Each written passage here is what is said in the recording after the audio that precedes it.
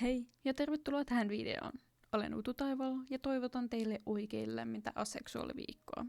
Tänään 27.10. vietetään kaikkien aikojen ensimmäistä Disabled Ace Dayta, eli vammaisten aseksuaalien päivää. Ja tällä videolla mie kerron lisää tästä päivästä ja siitä, miksi tätä päivää juhlistetaan ja miten sitä voi juhlistaa.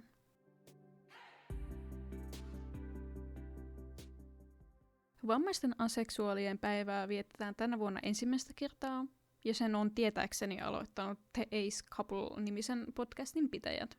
Kyseessä on päivä, jolloin tarkoituksena on nostaa esiin vammaisia aseksuaaleja ja heidän kokemansa ableismia ja afobiaa yhteisöissään.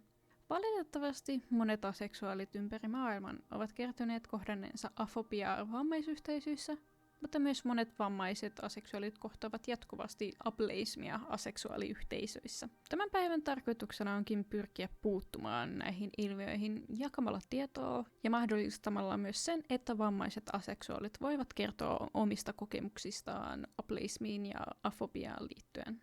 Kuinka tätä päivää voi sitten viettää, jos on itse vammainen aseksuaali? Tämä päivä on tarkoitettu just vammaisille aseksuaaleille, ja heillä on kaikki oikeudet tehdä tästä päivästään omanlaisensa ja viettää tätä päivää omalla tavallaan. Mutta päivän aloittanut The Ace Couple on Twitterissään kehottanut vammaisia aseksuaaleja kertomaan kokemuksistaan ja käyttämään hashtagia DisabledAspecsExist. Vammaiset aseksuaalit voivat myös tämän hashtagin alla jakaa elämäntarinoitaan, kokemuksiaan, teoksiaan, tuotoksiaan ja muutoin nostaa itseään esiin juuri haluamallaan tavalla. Tämä on hyvä hetki ottaa myös itse opiksi ja laajentaa omaa tietämystään aiheesta, vaikka itsellä olisikin omakohtaisia kokemuksia ableismista ja afobiasta. Kuinka tätä päivää voi sitten viettää liittolaisena? Vaikka et itse olisikaan vammainen aseksuaali, voit viettää päivää tosi monin eri tavoin. Kunhan muistat antaa tilaa vammaisille aseksuaaleille ja olet kunnioittava. Voit esimerkiksi jakaa vammaisten aseksuaalien postauksia ja nostaa heidän ääntään esiin. Ja lisäksi velvollisuutenasi on sekä vammaisten aseksuaalien päivänä että kaikkina muinakin päivinä puuttua aseksuaaliyhteisön sisällä olevaan ableismiin, vammaisyhteisön sisällä olevaan afobiaan, mutta myös muualla näkyvään afobiaan ja ableismiin.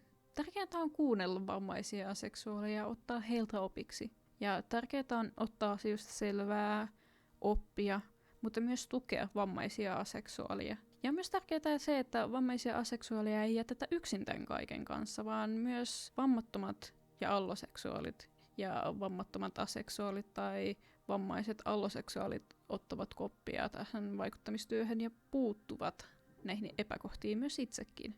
Tämä päivä on vammaisille aseksuaaleille tarkoitettu ja käsittelee erittäin tärkeää aihetta.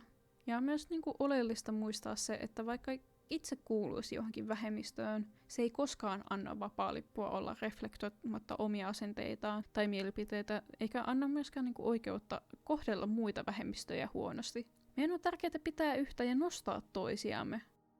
Mutta sen pidemmittä puheitta, kiitos kun katsoit tämän videon. Minä toivon, että opit jotakin uutta tällä videolla ja sitten ensi kertaa nähdään seuraavalla videolla. Ja se olisi sitten hyvää yötä, hyvää huomenta ja morjesta!